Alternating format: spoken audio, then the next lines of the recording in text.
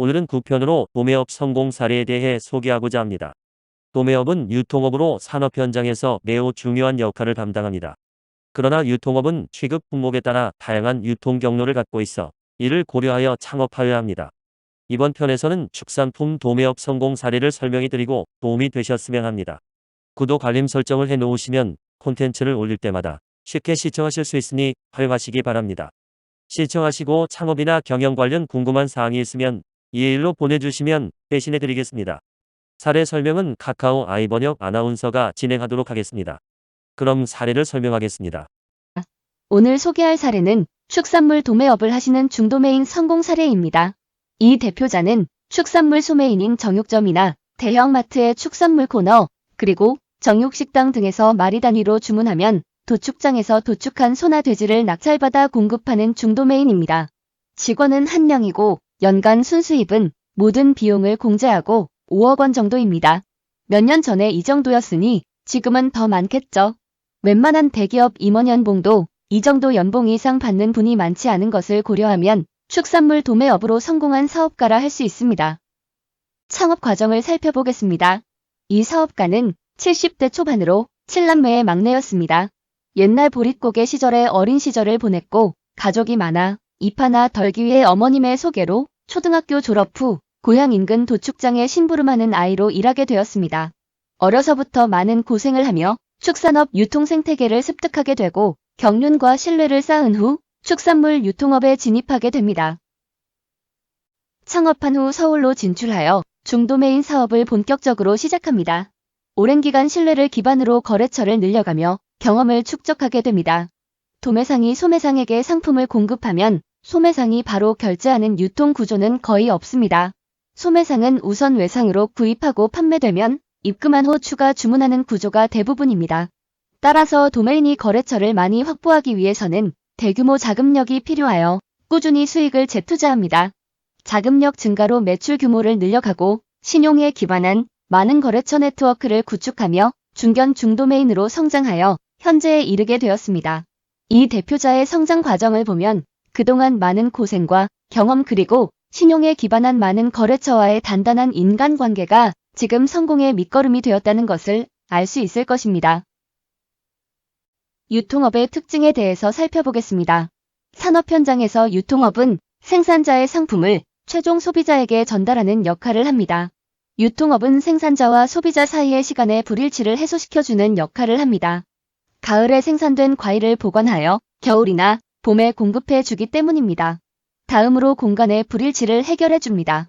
농촌에서 생산된 상품을 소비자가 있는 도시로 수송하여 공급해 주는 역할입니다. 마지막으로 구색의 불일치를 해소시켜 줍니다. 유통업자가 여러 가지 과일을 구매하여 소비자에게 공급하는 것을 말합니다. 또한 중간 상인은 거래 촉진 기능을 수행합니다. 외상으로 상품을 공급하여 자금 대출과 같은 금융 기능을 수행하며 소매상의 신용 정보에 따라 관리하는 중요한 역할을 하게 되는 것입니다. 앞에 중도매인도 소매상에 기본적으로 소와 돼지 각 한 마리씩을 외상으로 제공하고 있으니 해당 금액만큼 무이자로 자금을 빌려준 것과 같은 결과입니다. 소매상은 다른 중도매인으로부터 상품을 공급받고자 할 경우 사전에 공급받은 외상 대금을 결제한 후 진행해야 하므로 변경이 쉽지 않습니다. 그래서 중도매인은 소매상을 자신에게 확고하게 결속하기 위해 외상으로 공급하게 되며 이를 로크인 효과라고 하고 마케팅 기법의 하나입니다. 그리고 유통업은 경로를 크게 4가지로 분류할 수 있는데 첫 번째로 생산자에서 소비자로 직접 판매하는 경로입니다. 대기업이 소비자에게 온라인 판매하는 경우에 해당합니다. 다음으로 생산자가 소매상을 거쳐 소비자에게 공급되는 경로로 생산자의 대리점을 거쳐 판매되는 경우에 해당됩니다. 세 번째는 생산자에서 도매상과 소매상을 거쳐 소비자에게 공급되는 경로로 대부분의 공산품이 여기에 해당됩니다. 마지막으로 생산자에서 도매인과 중도매인 소매인을 거쳐 소비자에게 공급되는 경로로 농수축산물이 해당됩니다. 유통업의 경우 기술 없이도 진입할 수 있어 쉽게 생각하시는 분이 있습니다. 앞에서 설명한 것처럼 도매상은 자금력은 필수이며 업종과 품목에 따라 형성된 유통 관행이 있는 만큼 이를 경험하고 창업하시기 바랍니다. 대부분 도매상이 소매상에게 우선 외상으로 공급하고 판매된 만큼 결제를 받는 관행으로 사전 공급에 따른 부실 발생 위험이 높으니 이에 대한 대비도 잘해야 합니다. 마지막으로 무신분립이라는 사자성어에 대해서 제 나름대로 설명해 보겠습니다. 사람에게 믿음이 없으면 존립할 수 없다는 의미입니다.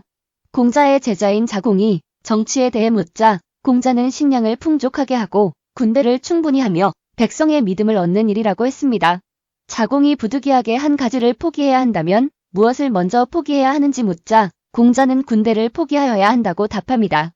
자공이 다시 나머지 두 가지 중에 또 하나를 포기해야 한다면 무엇을 포기해야 하는지 묻자 공자는 식량을 포기해야 한다며 예로부터 사람은 모두 죽음을 피할 수 없지만 백성의 믿음을 잃으면 존립할 수 없다고 대답합니다. 비즈니스는 믿는 사람들끼리 하는 것이기 때문에 비즈니스 세계에서 신뢰는 가장 중요한 요소라고 할 수 있습니다. 노벨 경제학상 수상자인 케네스 에로우 교수님은 신뢰의 결핍이 경제적 빈곤의 가장 중요한 요인이라고 했습니다. 개인뿐만 아니라 국가도 마찬가지라고 합니다.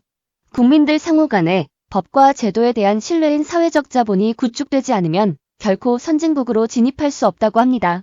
이와 같이 신뢰는 인간 사회를 유지하고 발전시키는데 가장 중요하므로 신뢰할 수 있는 기업가로 평판을 구축해야 장수하고 성공할 수 있습니다. 오늘은 이만 마치도록 하겠습니다. 감사합니다. 다음 시편에서 만나겠습니다.